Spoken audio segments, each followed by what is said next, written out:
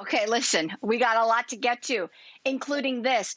Would you, if you encountered a business that you saw problematic racist behavior, would you go to Yelp to write a review about it? So that is the discussion that we're having. Is that possibly leading to a misuse of those review programs in especially this age of cancel culture?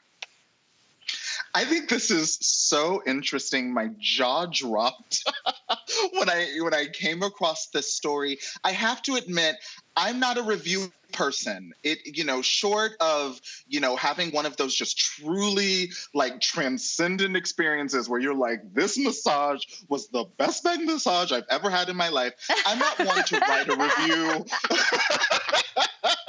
And I frankly am not someone to use reviews to make decisions about should I interact with this restaurant or that bakery. So this isn't really for me. And kind of in keeping with the theme of our conversation, what we see consistently with social media is that it tends to move toward chaos, right? That's usually what happens. Like, and then, you look up a few months later and we're like, what happened? Who could have foreseen? And so this just seems like, perhaps well-intended as it may be, it just seems really messy. You know what I mean? Like, how are they going to define racism? How will they verify, the accusations? I don't know. I don't trust it. So, Saeed, I have to kind of disagree on this because I want to know. I want to know because then I don't want to go. Like, we are in a pandemic, people, and we have limited spending dollars. So where I want to spend my dollars is very simple.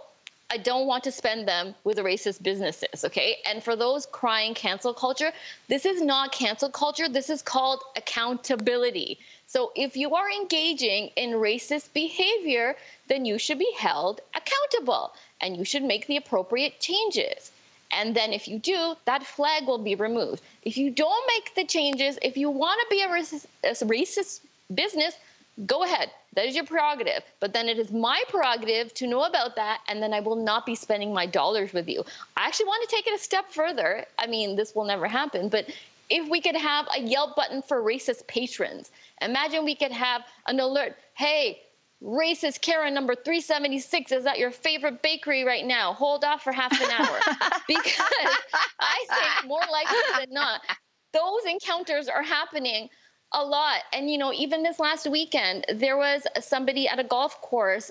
His name was Gersher Dillon. And he captured it on camera where the family in front of them were getting annoyed that they were taking too long to finish their golf game. He caught on camera racist slurs hurled at him by a high-profile investment executive. That executive has since been fired. But he said, this was not the first time that racist slurs have been hurled at me on the golf course. This is the first time I recorded it. In that same vein of Yelp, this is just another tool in my arsenal kit against racists. If you're not a racist engaging in racist behavior, why do you care? Why are you mad about this? That's my take.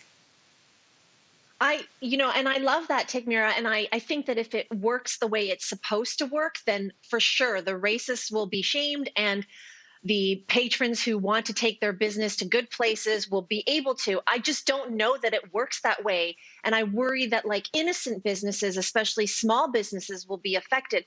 You know what just happened in Windsor, Ontario this week?